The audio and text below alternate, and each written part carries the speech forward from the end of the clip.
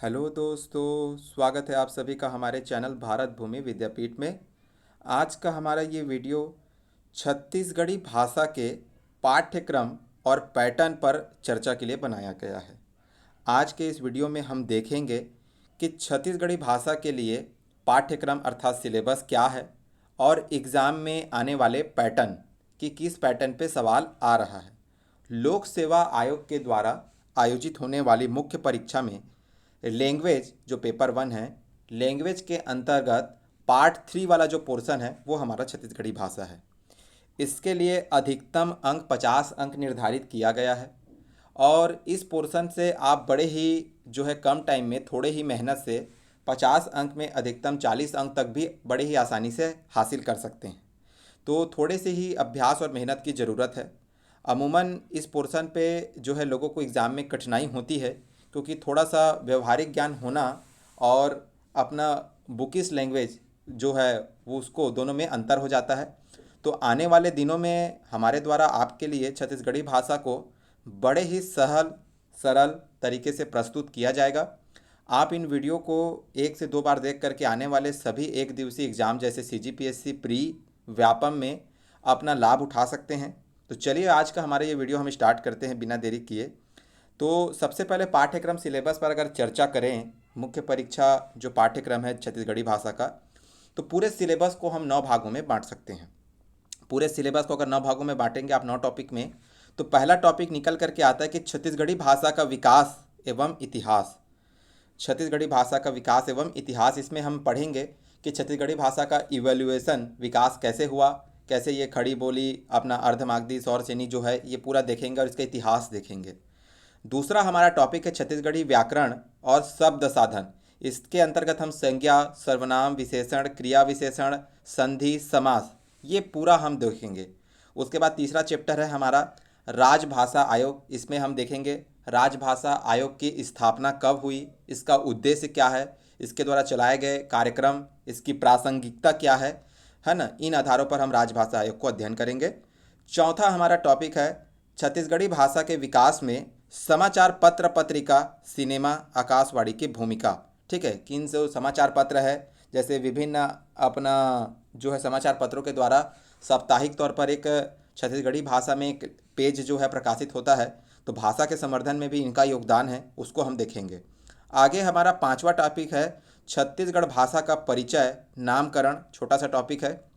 अच्छा, इम्पॉर्टेंट बात यह है कि अगर आप इसको पढ़ना चाहेंगे तो इसके लिए विनय कुमार पाठक जी की जो किताब है वो किताब बड़ी ही प्रासंगिक है और बड़ी ही ऑथेंटिक है।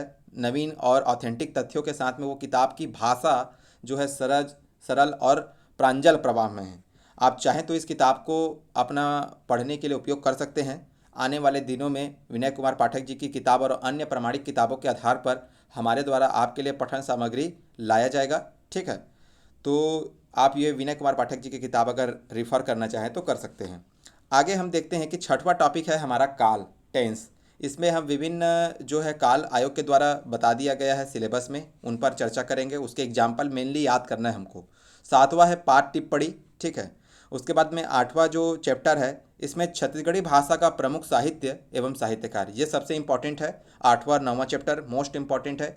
यहाँ से अपना 15 से 20 नंबर का सवाल आपको देखने को मिलेगा, पूरे 50 में 20 नंबर।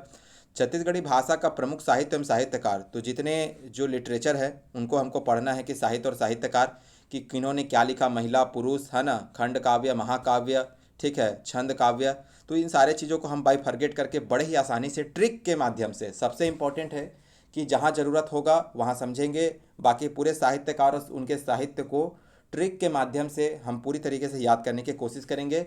आने वाले इस चैप्टर में हम तकरीबन 600 से 700 साहित्यों को और लगभग 60 से 70 जो है साहित्यकार को उनके रचनाओं के साथ में याद कर लेंगे बड़े ही आसानी से।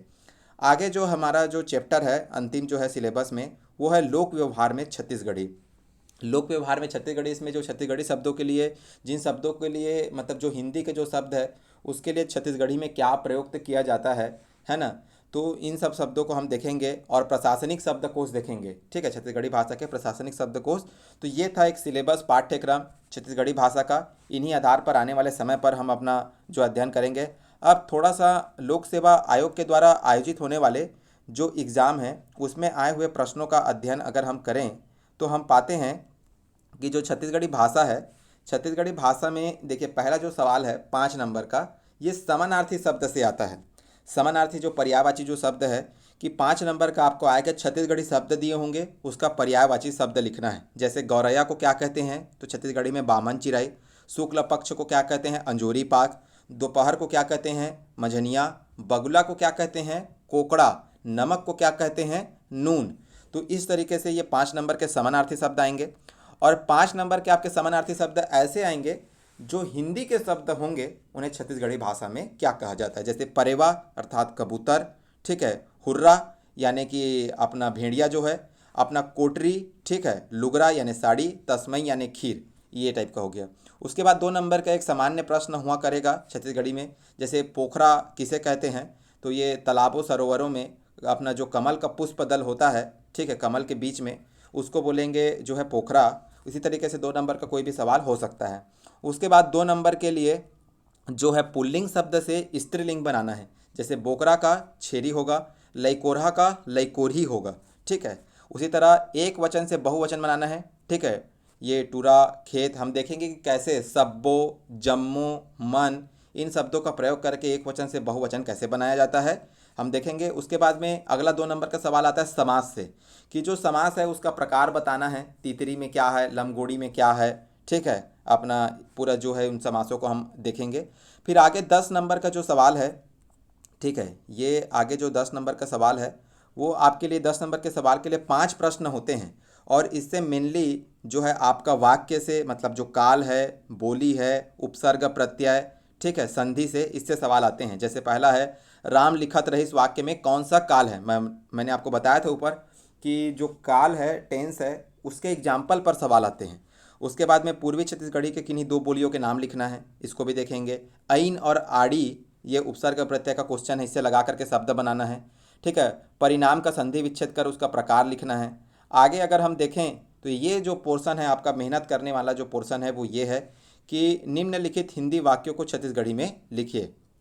तो जो भी अपना ये पोर्शन है, इस पोर्शन को आपको जो हिंदी वाक्य है जो प्रशासनिक है उसको आपको छत्तीसगढ़ी में लिखने के लिए आपको तभी लिख पाएंगे जब उन शब्दों के लिए छत्तीसगढ़ी में जो प्रयुक्त होने वाले शब्द आपको पता है। तो वही जो प्रशासनिक शब्दकोश है हमारे द्वारा आपको पढ़ाया जाएगा आने वाले टाइम में, जिसके आधार पर जैसे प्रार्थना को अर्जी कहा जाता है, ठीक है। अपना उसी तरीके से शीघ्र को तुरते या तुरंत, है ना।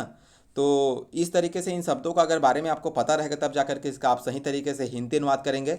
और 8 नंबर का ये सवाल आता है, 4 प्रश्न होते हैं, तो 2 नंबर।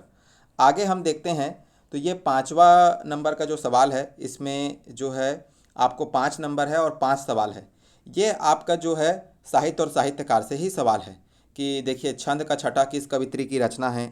विमर्श का निष्कर्ष पर छत्तीसगढ़ी समीक्षा ग्रंथ के लेखक का नाम बताइए। राजभाषा आयोग की स्थापना प्रतिवर्ष की तिथि बताइए, ठीक है। 28 नवंबर 2008 है। A grammar of the dialogue of eastern Hindi, इसके लेखक कौन है। और न छायावाद के किस प्रसिद्ध कवि ने छत्तीसगढ़ी में कविताएं लिखी है। मुकुरधर पांडे जी छायावाद के प्रवर्तक जनक हैं। तो इस तरीके से सवाल होंगे। अगला जो 6वें नंबर का सवाल है ये भी आपका साहित्य और साहित्यकार का ही है, 5 सवाल है, ठीक है। छत्तीसगढ़ के 3 महाकाव्यों के प्रणेता बताना है, ठीक है, महाकाव्य है। और छत्तीसगढ़ साहित्य का ऐतिहासिक अध्ययन के प्रणेता के नाम। भाषा शास्त्रीय अध्ययन, ठीक है, शंकर शेष जी हैं। अपना किस लेखक ने 7 खंडों में आदिवासी बस्तर का वृहद इतिहास की रचना की है, इस बारे पर भी मतलब आपको सिंपल सा जो है साहित्य और साहित्यकार वाला पोर्शन अगर आपका मजबूत है तो आप इन प्रश्नों के उत्तर बड़े ही आसानी से दे सकते हैं। उसके बाद 7वां नंबर का और 8वां नंबर का 2 सवाल होगा, 2-2 नंबर का। इसमें पश्चिमी छत्तीसगढ़ी पर संक्षिप्त टिप्पणी लिखना है। बस बता देना है कि छत्तीसगढ़ी भाषा के अंतर्गत पश्चिमी भाषा में कौन कौन से भाषा आते हैं, बस ये बता दीजिए, काफ़ी है। उसके बाद में लास्ट है कि छत्तीसगढ़ के मानकीकरण की आवश्यकता पर अपने विचार लिखिए। तो मानकीकरण, ठीक है, इस पर जो है क्या क्या बाधा हैं, क्या क्या चुनौतियां हैं, है ना, उसके बारे में चर्चा करना है। तो अगर हम इसको अगर आप इस तरीके से सार निकालेंगे अगर प्रश्न पत्र को, तो देखिए समानार्थी शब्द आता है 5 नंबर का। समानार्थी शब्द आता है 5 नंबर का, जिसमें छत्तीसगढ़ी समानार्थी लिखना है। फिर छत्तीसगढ़ी शब्दों के हिंदी समानार्थी लिखना है, मतलब हिंदी शब्दों के छत्तीसगढ़ी समानार्थी लिखना है, 5 नंबर। फिर स्त्रीलिंग शब्द आएगा 2 नंबर का, एक वचन से बहुवचन 2 नंबर। सामासिक शब्दों के प्रकार आएगा 2 नंबर का।